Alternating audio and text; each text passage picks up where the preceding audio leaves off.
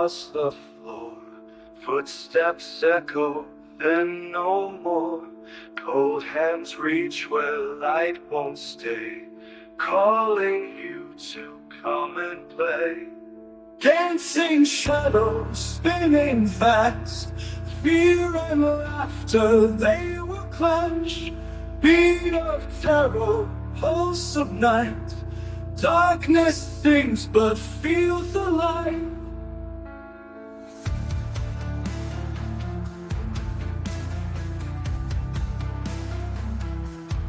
Eyes that follow from the wall, silent voices start to call. Heartbeat racing with the drums. You can run, but still they come.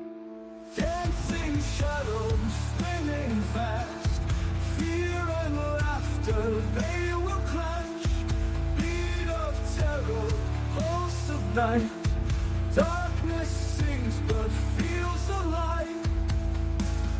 Eyes that follow from the wall, silent voices start to call. Heartbeat racing with the drums. You can run, but still they come. Welcome back, everybody, to another episode of Night Terrors and Other Tales. Yes, and we're back from the darkness. Take me to the light. Take me back to the light. I mean, I'm going to say, if you noticed in the chat there, I put share out, but it was actually meant to be please. There's something weird going on with YouTube tonight. Something weird's going on because it wouldn't let me put please. It said restricted, then eventually it went. That's strange. It's the when spirits. is please a swear word? I don't know. I don't know anymore, you know, the strange world that we're in now. I hope everybody's having a fantastic Saturday night, guys. So, Sabrina, what have you been up to today and how's your day been going? Oh, it's just been a blast. Yeah. I've been up to helping us get this thing set up because we had issues with YouTube earlier too. So turned me into a shivering, quivering wreck for 2.5 hours.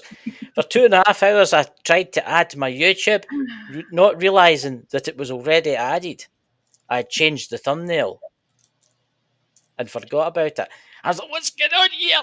I was even arguing with the AI on my phone. I was like, it can't be, it's wrong. But in actual fact, it was me being an idiot. Fun stuff. Fun stuff.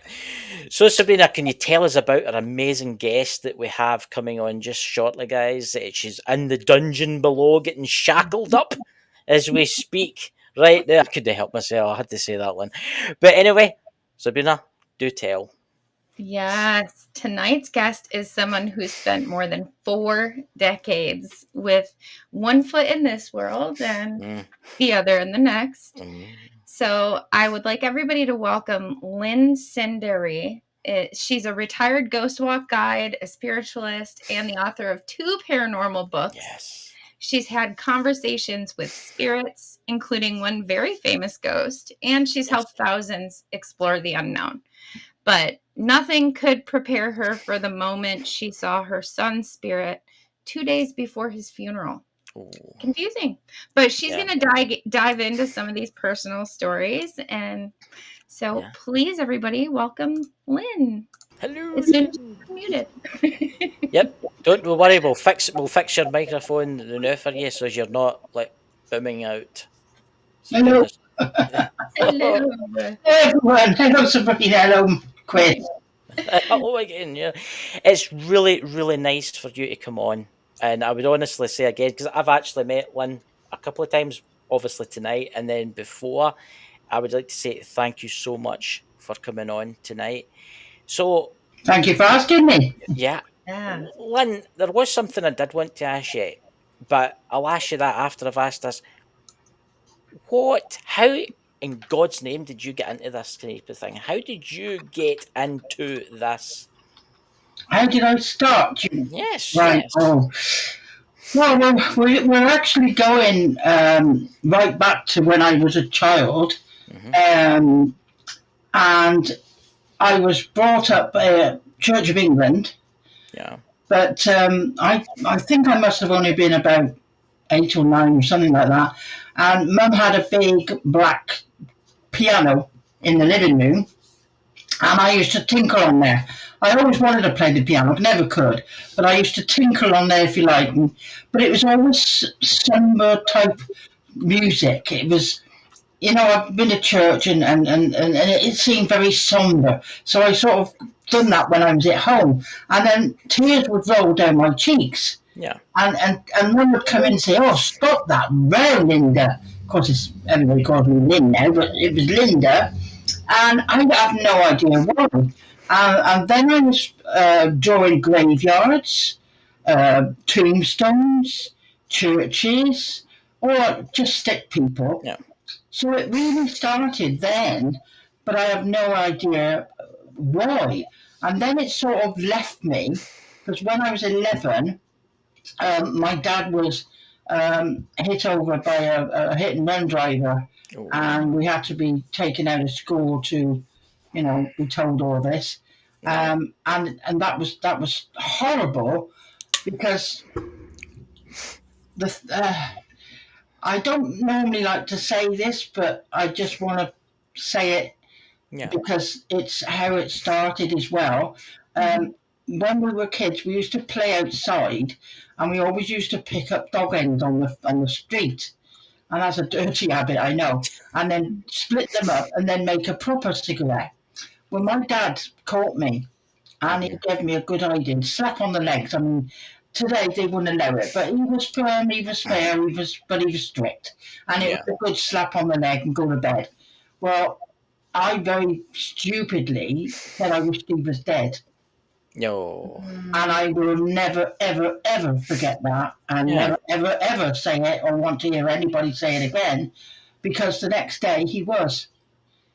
No. So you can imagine, at 11 years old, I thought I had some power. Yeah. Some horrible power. And I thought I was evil, because he was literally hit over. He was going to work on his push bike, and a car hit a moped, and the moped hit Dad, and he died in hospital.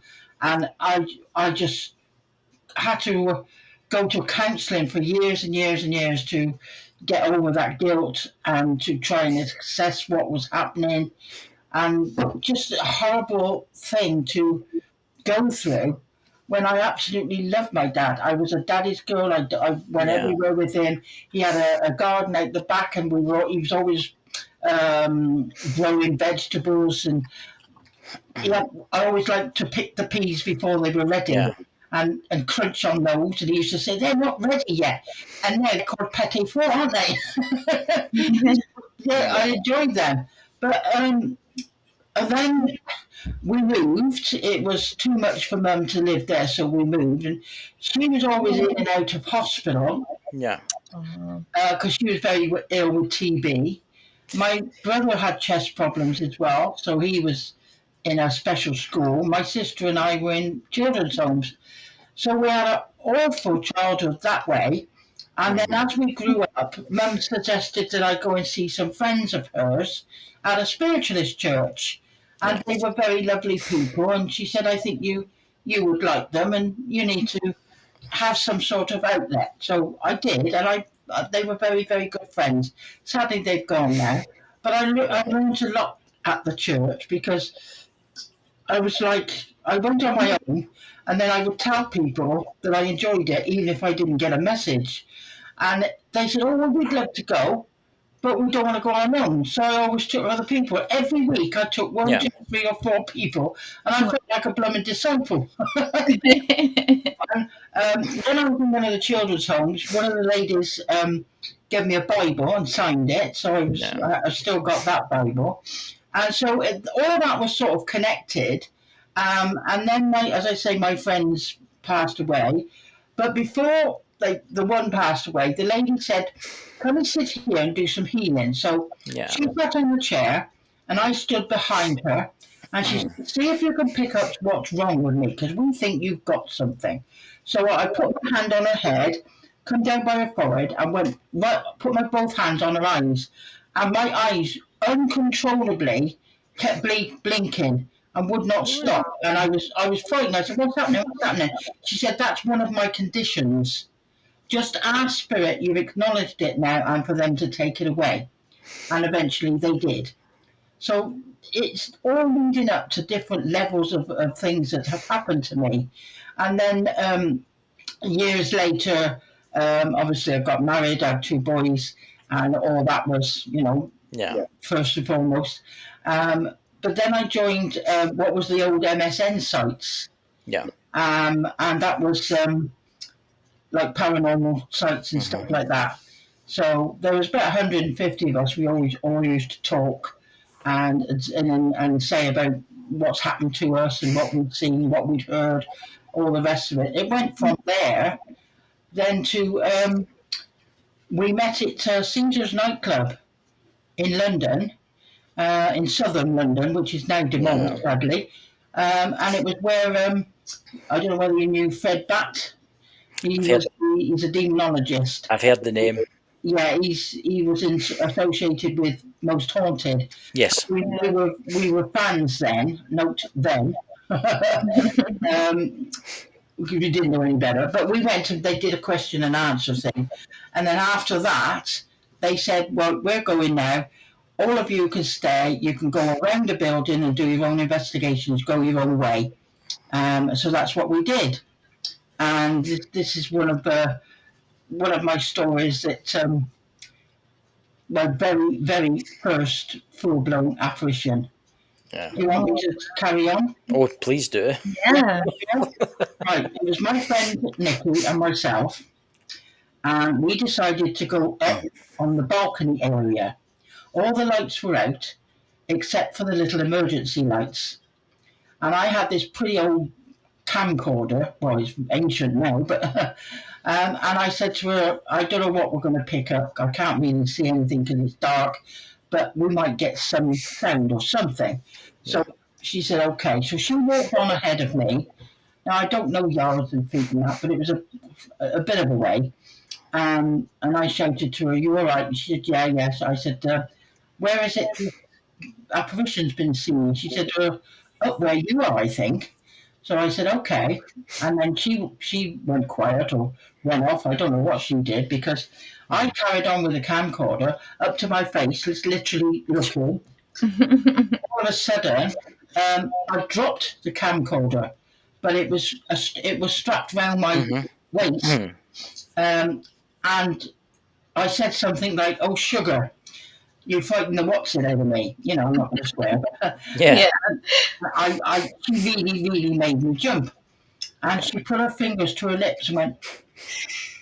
I said, "What?" She said, "Shh, they're doing a séance down there." I went, "Oh, are they? Okay then." Thinking it was our teammates, I walked off. I said, "Sorry," and walked off. And got to my friend, never said a word.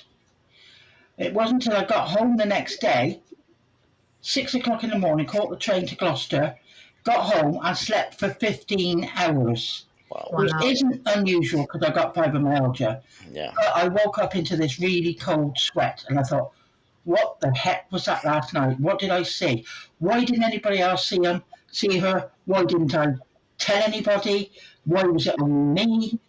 Who was it? And it was lit up, and yet that was the only place lit up. You could see the whole of the doorway. You could see her full figure, and it was Ruth Ellis, the last woman in Britain to be hung. Yeah. Wow. I've got her voice on tape, but obviously no visual because it was too dark and that. But I had it analysed, and they said it's definitely a spirit voice because they have higher octaves than us. And Bill Wyman said, from what you described, that is Ruth Ellis. And when the Ruth Ellis story came out on TV recently, at the last bit, they showed a picture of her, black and white. And that picture made me cry because that's exactly how I saw her. Oh. Her face was exactly that image that they showed. And I cried, and I felt really, really sorry for her because nowadays she wouldn't have been home, would she? No. You know, it was such Yeah. a sad story. So I'm never ever, and I got my hairs on my hands stood up already. Yep. I'm never ever going to forget that story, and that was my very first full blown apparition. But I'm just sad that nobody else saw it either. And I did say to my friend, "What was? Were you all right? I mean, what happened? Was anything odd?" He said the only odd thing was you went quiet. I Yeah. don't know what she means by that. I think you might know. And that was it. She said, other than that, we don't know. And the next apparition I saw was with 5 people, thankfully, Oh, Woodchester Mansion. And yeah. it was a lady in a long greyish type dress. She walked from out of the corner, across the hallway, and down through a wall. And all 5 of us saw her. She had her head down, looked very sad. And as I say, luckily all 5 of us saw her. So that was my first, Wow. real apparitions. Other than that, I've seen shadows, I've heard things, I've sensed things, I've spoke to all sorts of weird and wonderful things. And the light anomalies in my kitchen when my husband died. There's loads of them, and it was every single night for 2 months. Wow. He'd gone. He passed away. I think it was just after a month or 2 that he passed away, and this all happened. Everybody said it was insects, and I said, well, I don't know about insects being that size or that shape. I don't care what anybody thinks. I know. The only reason I had the webcam there was because I had it pointing to the back door where Yeah. a cat flap, and we always kept having a stray cat in. So I wanted to see if if the cat was coming in or not. So that's how I caught it all, and then it suddenly stopped. Wow. And my husband didn't even know how to turn a computer on. Shows you how much they learn in the afterlife, right? Yeah. I think my son was with him because he was very Yeah. with internet and stuff. That actually leads me to an interesting question. In the experiences that you've had, how soon after somebody has passed have you been able to hear them or pick them up? I think it depends because I think, in all honesty, I think it depends on the strength of that person that they want to come back, whether they're what we say they're healing. I mean, it's like I said before. I was in my den, as I call it, outside, and it was a little place that I go out. I used to go out there, and Yeah. my husband had it built for me. And I looked up one day, and there was my son walking past the window in a grey jumper, fiddling with his phone. And I thought, that can't be. Went out the door, went around the corner, he'd gone. So I thought, well, my husband got a good jumper. Was it him? I thought, no, I know it wasn't him. He got beard and everything. Went in the living room, he was snoring his head off. It was definitely my son. 2 days before his funeral. He just was Wow. walking past as if nothing happened, as if he was still living. It was absolutely solid. And that was 2 days before his funeral. It's interesting. I mean, I've heard people say they've come back when they've passed Yes. an hour, and some people longer.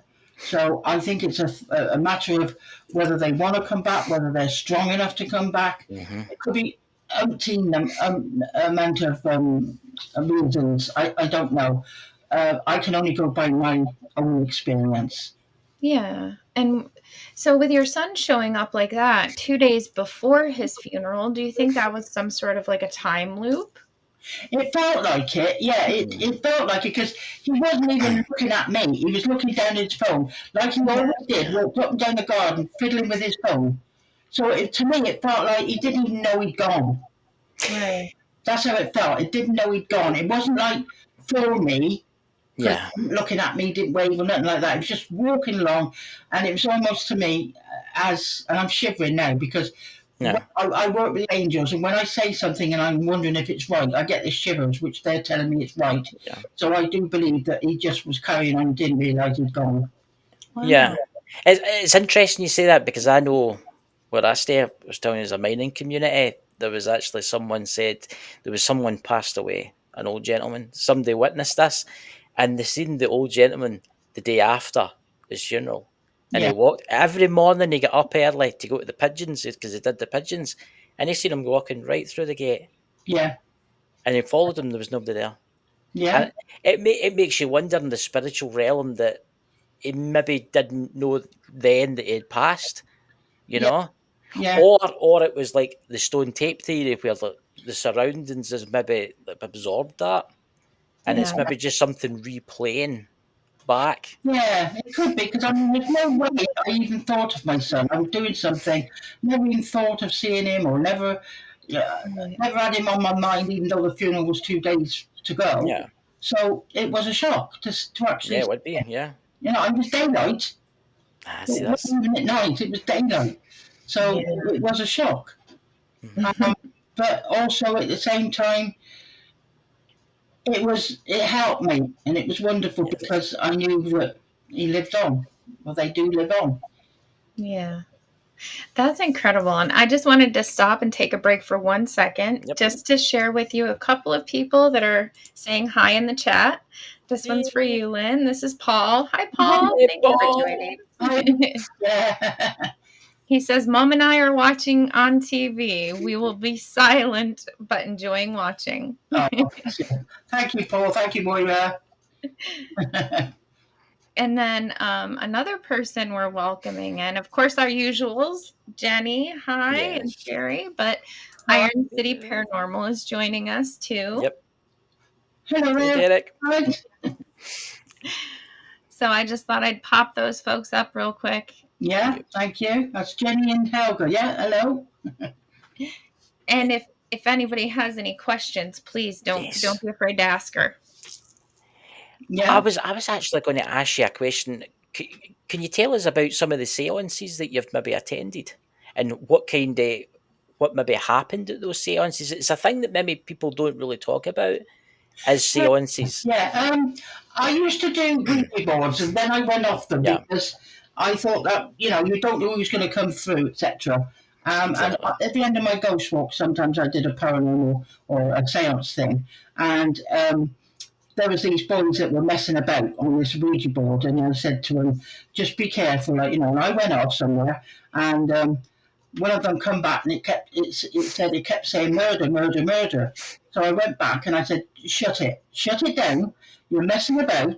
You're not being serious, and it's taking over. So shut it down. Didn't like it, but I said I don't care. Shut it down. So they did. They shut it down. Now another place we was doing one in a pub in Dursley, or I can't remember where it was, and we were talking, and I got these thoughts, if you like, that come into my head, and I have to say it. Mhm. And there's this about this young lady, and I said, "Your mum don't like them red shoes you bought." And she went, "Oh my god," things like that, and then there was other things as well, and then all of a sudden, I can't remember how it came about, but over the docs that we were using, it said twice the ghost lady. Oh, Twice. Oh, interesting. that's interesting. And that freaked us all out as well. So I mean, as I say, there was also what we call mimickers. There was one on a Ouija board that was messaging saying it was my sister. Yeah. So I asked the questions twice to see if it's going to say the same thing. And I also said questions that I knew if she was genuine, she'd know it. So I asked a question about our first dog, what his name was, and it didn't know it, and it went on, and I thought, now, you aren't my sister. So I swore at it and told it to off. I said, because you're not my sister, so just go. So it went. So that's what put me off Ouija boards. Yeah. And another one was table tipping in a place called Craignos in Wales. And I was with a medium, and he had to go off to another room because somebody needed some help.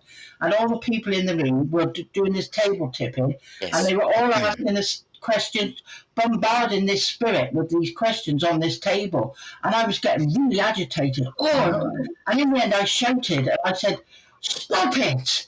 And they all looked at me. I said, "You're a meaningless spirit. Too many questions all at once. You're a meaningless spirit." And the medium come back then and said, she's right.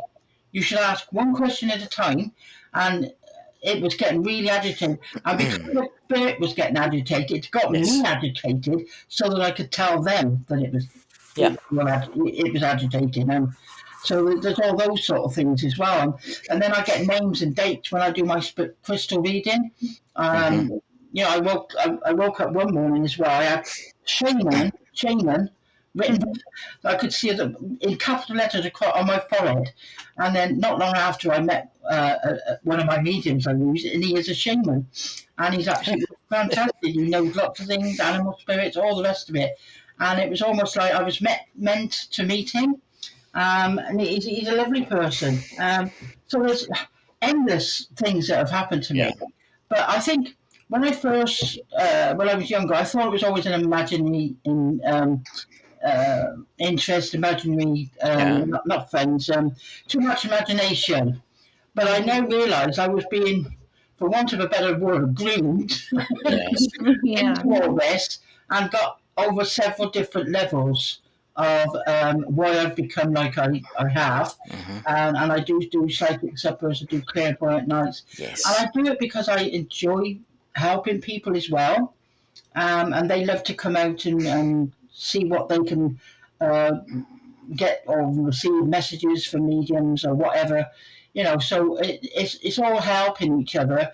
When I used to do the ghost walks, I mean, I've took thousands in the 14 years, and my husband used to drop me off. We used to wait outside the tourist information, see who turned up, and he said to me one night, he said, "I don't know why they pay you to talk a load of rubbish," he said, "because that's what you do." Rubbish. And I just turned around and said, "Well, so do you, but I get paid for mine." Never answered that one back. Well, I'd say that's a good point. Loads of people. We went to literally underground in some areas. A lot of places in Westgate Street, Gloucester, that's got tunnels or medieval underground, and that was amazing. That was as well. Because do you mind me telling you this one? Tell me to shut up. Yeah, anything you. I'll go on, like. Yeah. I'm saying it as I see it, so it might sound a bit younger, but I've got a friend who does hairdressing, and they've got this place in bottom of Westgate Street, and they've got a trap door in their shop that goes underneath, and underneath is a medieval building. It's literally medieval, not very big, but it's a medieval wall down there. And I sat down on the bottom stairs, and there was like a patch of concrete, and I put my foot on it, and I just sat there and I said, "Have you had children down here, Pam?" And she said, "Yeah, we've heard lots of noises," because she's spiritualist as well. "We've heard lots of noises and stuff." And we put 3 dictaphones in there in different areas of that room. And when we went home, I listened to mine, because I didn't listen to it on the night. And I listened to it, and I asked the others to listen to theirs, and we all got the same voice. Now, I'm not going to swear, but I'm going to just say, when I put my foot on the floor, it said, "Get off my effing back." Wow. Yeah. And I thought, hang on, that's a modern word, but I found out it isn't. Effing is not a modern word. And then I said to Pam about it. She said, "Well, I wouldn't be surprised if there wasn't somebody under there, because the notorious Fred West used to work there. Right. And he worked in a lot of places in Gloucester. So, who knows? Yeah. But all 3 different dictaphones picked that same sound up. Wow. That's an interesting question that's actually in the chat. I see you started it there. So Sherry Ann is asking, do you think you can call on a loved one to come talk to you after they pass? My sister's been gone a year, and I just want to hear her. She did seem to come to me in my dream on the morning of the 1-year anniversary of her passing, but I question, was it her or just me dreaming of her? Hello, Sherry Ann. I believe in dreams, and I do believe that when they come to us in our dream state that is on the same level as them. It's like we're just nodding off, and we've got the thoughts and everything out from the day, and we're just dropping off. And sometimes you jump, and that's going into another dream level, and then we're on their level. And if you see or speak to your sister or anybody, loved ones, then I do believe they are there and they are visiting you. And it's not just a dream, they really are. But in your waking life, there's no harm at all in talking to her. I would say talk to her picture, ask her questions. You might not hear straight away, or you might not hear at all, but I bet you she will come in your dream and answer you. That's the only thing I can say, and I do believe in that. And as I say, it is visitations, and they come because they don't want to frighten you. And you know, some people can see people in the day, but me personally, I think the communications are more when you're dreaming. It's interesting you say that. It's interesting you say it because I've had a lot of fond dreams of my mum. Yeah. And actually, Sabrina's helped me a few times with this. I mean, I find that the more realistic the dream, the more you can remember that dream, the more that actually happened. Yeah. If you wake up and then you forget and then you can't remember it, that was just a dream. Cherry, you're welcome. If you wake up and you know the dream, write it down straight away. Yes. Don't get dressed, don't go toilet, nothing. Write it down straight away. Or if you've got a dictaphone, talking to it straight away. Then, because I used to do dream analysis as well. And when I went to counselling, I went for over 3 years. I told you about my dad.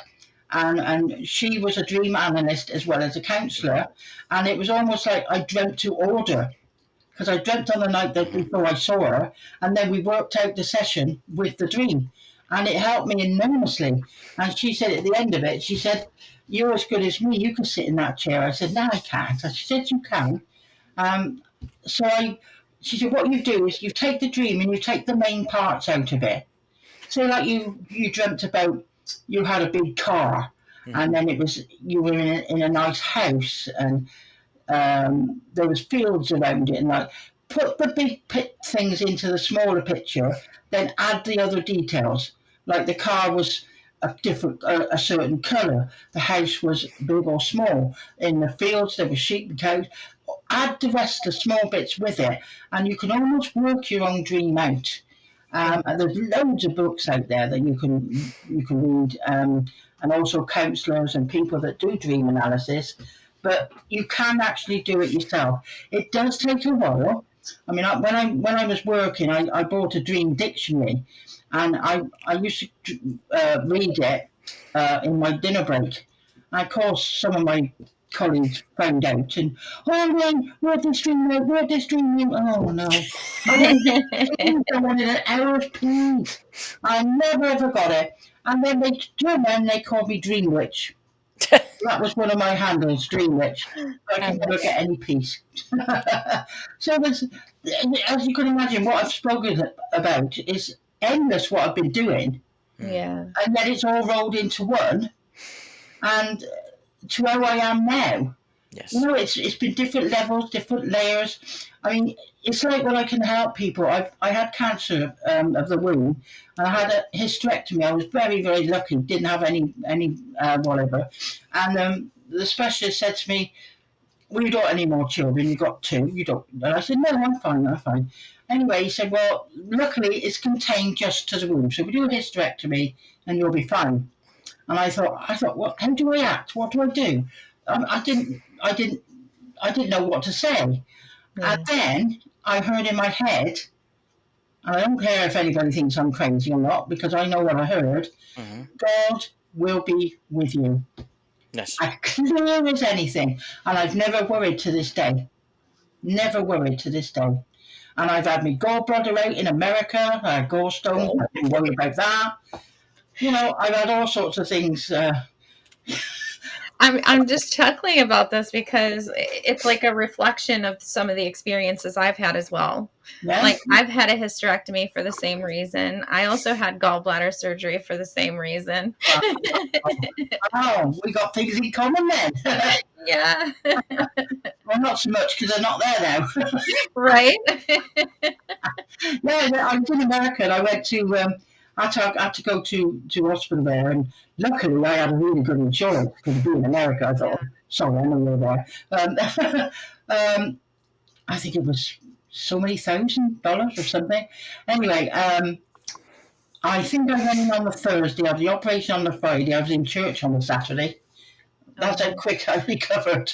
Yeah. So there again, as I said, amazing, absolutely amazing. What we got now? Oh, Sherry. Very nice. Sherry says, when I feel her during waking hours, does that mean she is visiting me? Do they come and visit with us when we are awake? Absolutely, yes, absolutely. When you feel that way, Sherry, talk to her. Say hello. I feel you. I know you're there. Is there something you could do? Can you just move something? Can you tap me? Anything that's just light so you don't frighten me.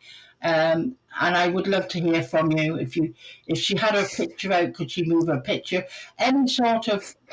I'll tell you what as well. Sometimes when you think of your loved ones, and you're in the car and a record comes on that they used to like and you used to like, that's another sign that they are around you. So there's all sorts of different signs that she could let you know that she is there. But yes, absolutely. If you feel that she's there, I would say yes, absolutely. She's there with you. And it's only, what, was it a year, she said? I think in the last one, she said it was only a year. I think, yeah, And it was also about a year. sometimes they come back on their anniversary when they passed. Yeah. So there's lots of different things that, but it's very comforting. It is. It's actually weird you say that, because when my mum's birthday, the night of my mum's birthday, I has a visitation for her. Yeah, yeah, And when her death anniversary is usually the 14th of every month, so it's nearly a year and 9 months now. yeah. And then the 14th of this month, I had that. Mind I tell you about that? Sabrina? I had that very vivid dream of my mum, and Yeah. it was so vivid, and I can still remember it. I did write it all down. I wrote every bit of it down, Yeah. and I still remember it. It's actually quite funny because God rest his soul, my grandmother's cousin, he's passed away now, he'd probably be about 110 if he was still alive, actually had an experience like that. His mother had passed like maybe 20 years to this event, and Mm. it was hug me now. You know what the Scottish are like, we like to have a good time. Oh, yeah. And his mother always told him not to drink too much, right? Deaf ears, I bet that It, one. it was interesting because he didn't believe in the supernatural. Anyway, they were all jigging away, having a party, they were all having the thing, and he thought, right, I'm going up the stairs, because the toilet was up the stairs, and there's a big mirror at the top of the stairs, and he got halfway up, and there was his mum standing looking at the mirror and says, I told you not to drink too much. And he came running back down, and he actually told everybody. He says, my mum. And you got to remember, this guy was like in his 70s, 75. Oh. Getting back to Sherry. Is it Sherry? Say it? Sherry. She said that made her feel happy. If you feel happy, my darling, then I'm happy for you. That is exactly what I do. I try to make people happy, let me talk to you, and if your heart is happy, then love you. I'm happy for you.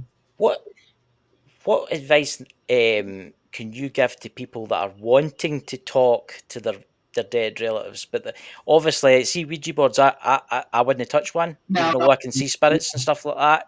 No.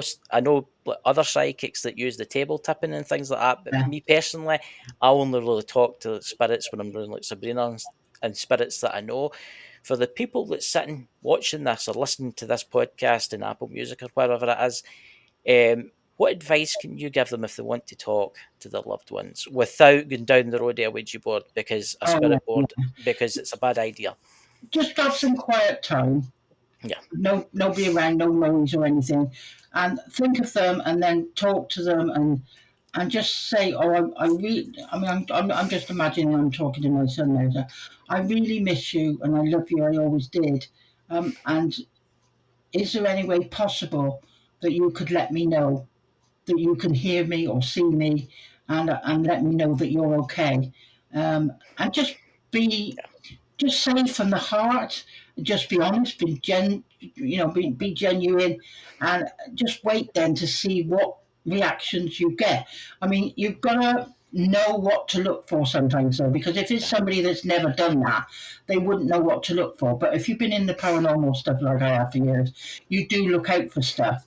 And if they talk to somebody and they get that feeling, like Sherry said, she felt her sister around her, then that was because she was probably talking to her and she was letting her know she was around her.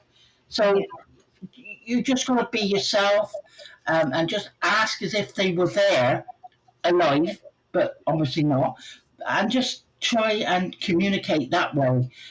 Even if they want to, you could write something down. I did automatic writing once. One of my friend's husband died, and he died in hospital, and we were with him. And I was absolutely gutted for her because they were so in love. They were soulmates. I was gutted for her. And I went to her house before the funeral, and we were talking, and then I slept in the same bed with her to comfort her, and then all of a sudden there was a white light coming in the room, and I said, "Well, it can't be the cars. There's a road outside, but it was too high up, and it was up in the ceiling." And she said, "Oh, I think that's Mr. Lewis coming in, or whatever."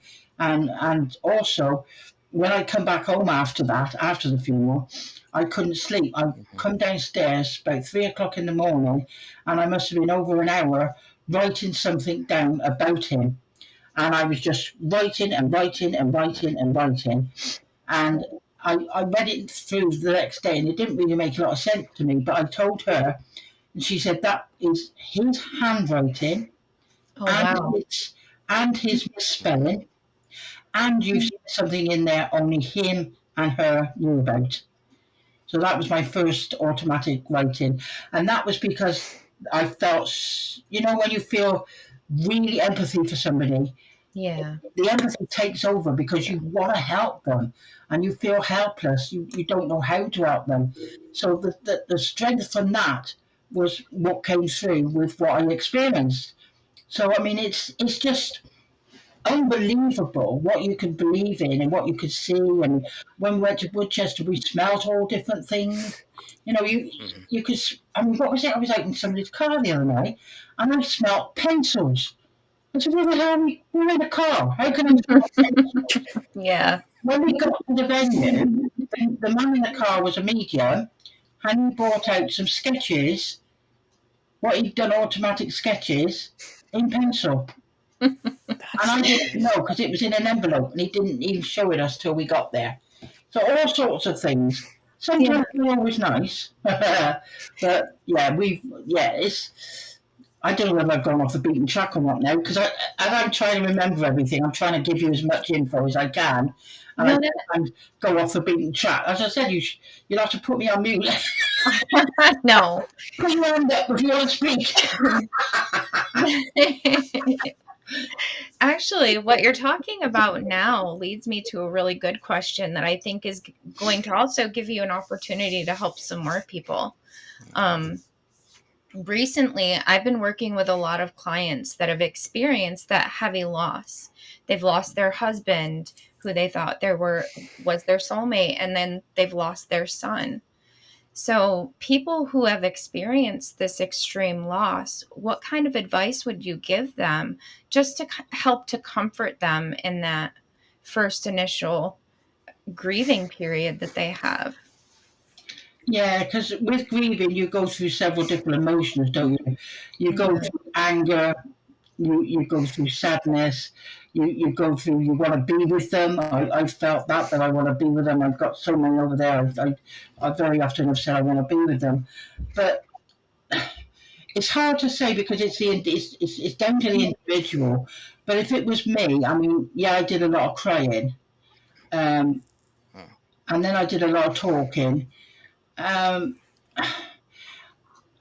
it's hard to say really because as I say, it's down to the individual. But if you can do what I said earlier, that you could talk to them, say how much you miss them, have a look at their photos, hold something of theirs, just talk out loud, pray.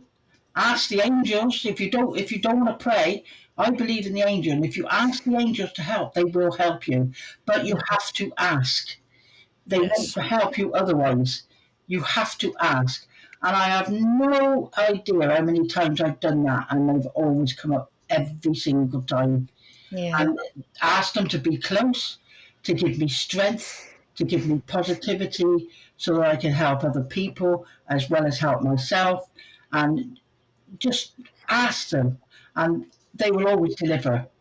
And that's the only way I can describe what I've been through, is literally asking. I mean, it's 2 years since my husband gone, 5 years Yeah. since my son, and my sister's gone, my brother and my brother-in-law, my mum, my dad, and years apart, all of them. But I still think of them. But Yes. recently, they've been closer to me, Yeah. because they know I'm down. They know I don't like Christmas. And the reason I don't like Christmas is because my brother passed away on December the 1st. Oh. And we had his card, his present, everything, And I just can't abide Christmas. And even now, because I'm on my own, I'm not. I'm a bad humbug in a way, but I don't mind. I like seeing other people happy, Yeah. and I envy big families when they all get together and have a meal together and all the rest of it. But when you're on your own, I just feel like the pressures of the TV and the adverts and everything, they get to you, because you're on your own, and you can't experience what they're advertising. So I try to divert away from that by just talking to my family, and as I say, ask the angels to help and to come in and give me strength to be able to carry on with my life and move forward. Yeah. It is a hard time, especially at Christmas. I kind of is with my mum that passed, because Christmas, we always had like Christmas dinner and everybody came to visit, and it's difficult. I mean, my mum passed away in the February, and it wasn't that far after Christmas, and you do miss them, but I'm going to say right now, it's easier for me because I can see spirits and things like that, and because of the kind of, obviously, the people that I know, especially Sabrina, Yeah, and I get messages from my mum, I get messages from my grandmother, I get messages for their loved ones, yeah, and I know people out there. I wish you could experience this, and you will experience this. You will get to experience, but it's true what Lynn says. You've got to ask. See the angels; they will yeah. not help you unless you ask them, No, because they're not allowed to interfere unless you ask them. no, that's right. It's yeah, yeah. Thank you, Jenny. It's it's just one thing that I never thought of, and somebody said to me once, we were in the den talking, and we were talking about the events we were going to do. She's a medium, Yeah. and she talked about the angels and that. I never really thought about angels. She said, "Oh yeah," she said, "there's angels all around you." Blah blah blah blah blah. Went into it, and I said, "Well, how do you contact them? And what do you do?" And she said, "Just ask them to come into your life." I said, Yeah. "That's it." She said, "Yeah." So I sat there and I said, "Angels, would you please come into my life and help me to be strong, help me to be positive?" And I shivered, and then I cried. And she Yeah. said, "They're in." Just That's like it. that. She said, "They're in." Hmm. And I've been ever since. So it is an amazing feeling. It's a lovely feeling. I mean, I'm not frightened of going. I'm just frightened of how I'm going to go. Yeah. I'm looking forward to meeting everybody up in the big house. We're going to have a big party and all the rest of it, But so I'm not frightened of that.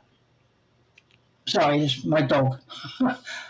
Yeah, so I'm not worried about all that, but I'll be looking forward to that in a way, but not till I'm ready, not till it's my time.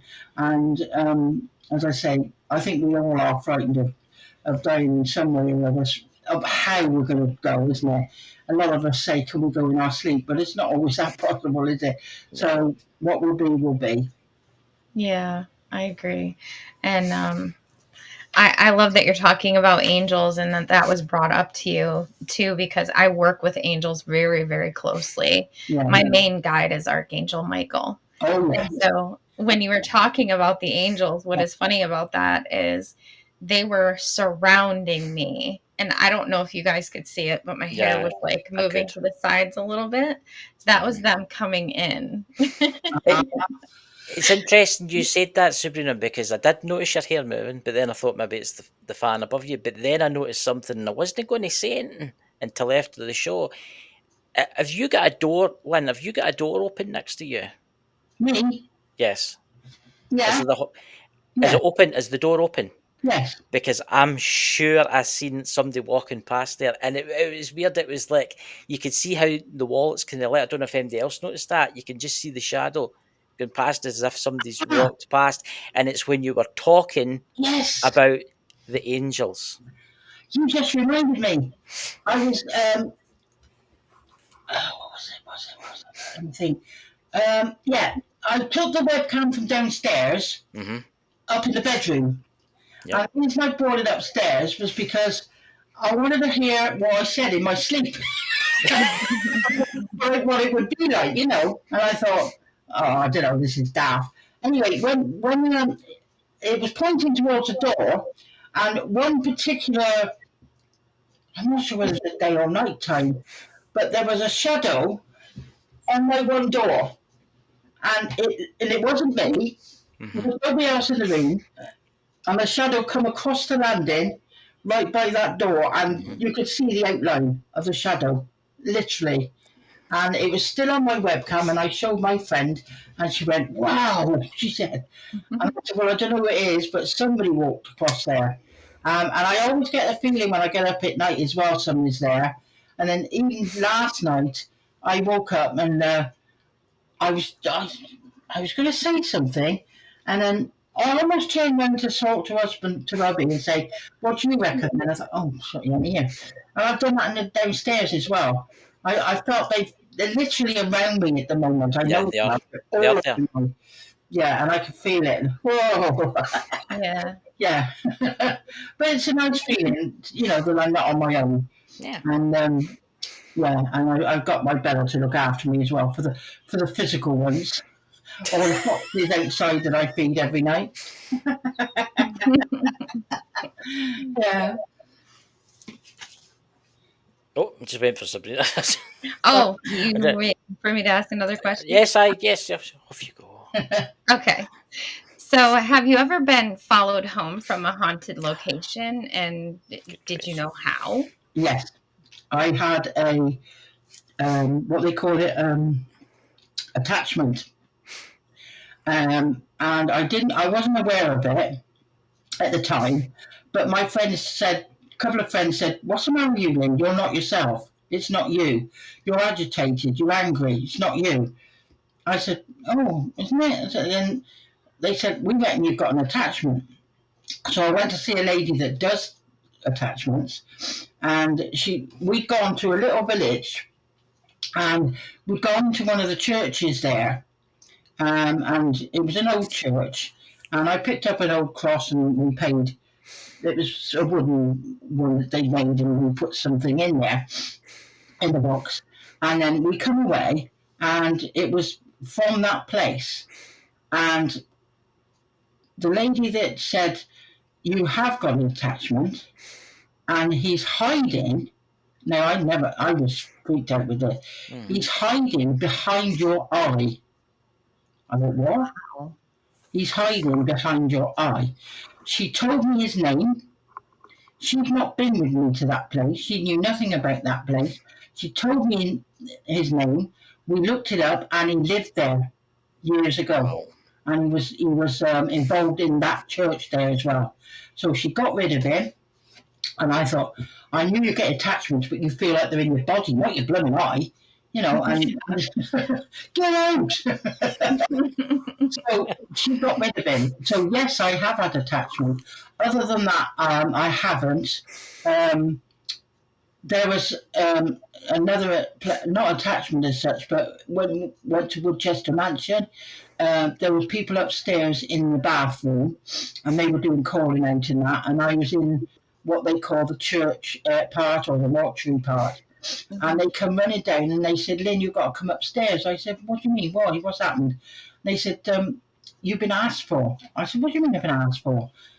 "There's somebody that wants you." and they've said go and get Lyn.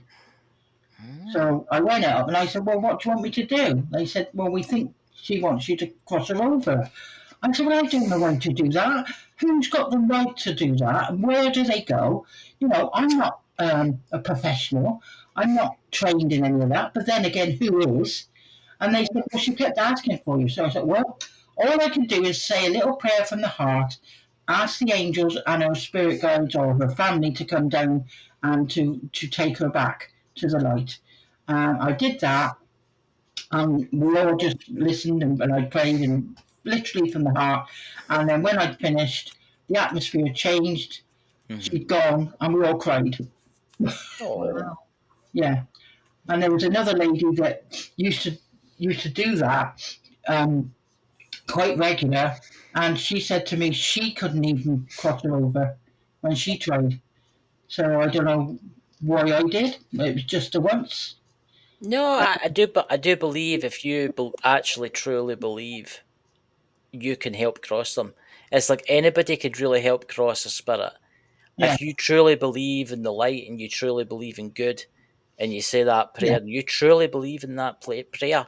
that spirit will leave. I do believe that. Yeah, I do. It's the intentions that you give out, isn't it? Yes. It's Yeah. also the love, the genuine, the positivity.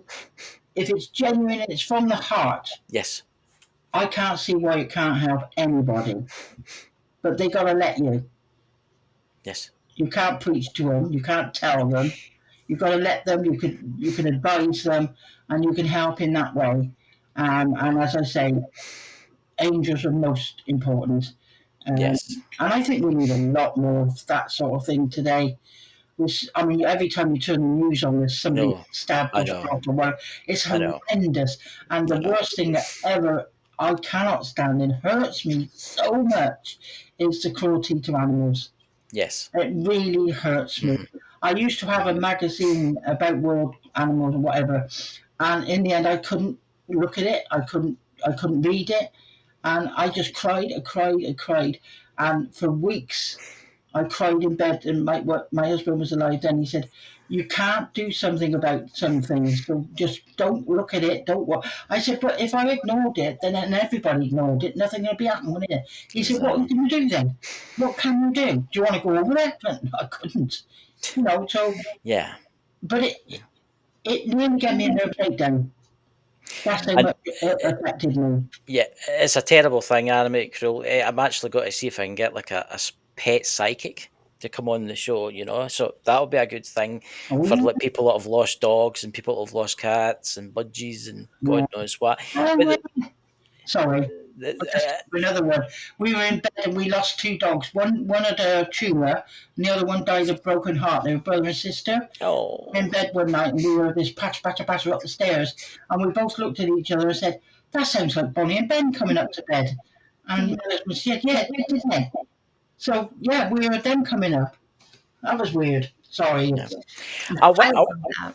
Well, yeah, we're starting to run slowly out of time, but I was going to ask you, can you tell us about the events that you throw? Because you do throw big events for mediumship. Can you tell us a wee bit about that? Yeah, with the psychic suppers, Yes. we go to a venue or a pub or something.